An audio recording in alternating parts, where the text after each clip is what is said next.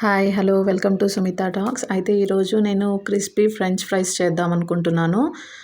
దీనికి ముందుగా ఒక టూ పొటాటోస్ తీసుకొని దాంట్లో కొన్ని వాటర్ పోసుకొని కొంచెం సాల్ట్ వేసుకొని కుక్కర్ మూత పెట్టేసి ఒక 3 విజిల్స్ అయ్యే వరకు ఉడకనివ్వాలి. ఇప్పుడు కుక్కర్ మూత పెట్టేసి 3 విజిల్స్ ఫస్ట్ 3 విజిల్స్ అయ్యాక తర్వాత మనం తీసేసి మ్యాష్ చేసేసుకుంటే సరిపోతుంది. సో నేను ఇప్పుడు స్టవ్ ఆన్ చేసి స్టవ్ మీద పెట్టేసి పొటాటో ఫ్రైస్ కోసము అన్ని ఇంగ్రీడియంట్స్ని తీసుకుని మీకు చూపిస్తాను ఒక్కొక్కటి. సో ఇప్పుడు 3 విజిల్స్ అయిపోయింది కదా, ఇక చక్కగా ఉడికిపోయాయి. ఇవి ఉడికిన తర్వాత తీసి మంచిగా మెత్తగా మ్యాష్ చేసేయాలి. మ్యాష్ చేసి అందులో ఎక్స్ట్రా వాటర్ ఉంటే వంపేసేయాలి. వంపేసి ఇట్లా మెత్తగా మ్యాష్ చేసుకొని దాంట్లో కొంచెం కార్న్‌ఫ్లోర్ వేసుకోండి.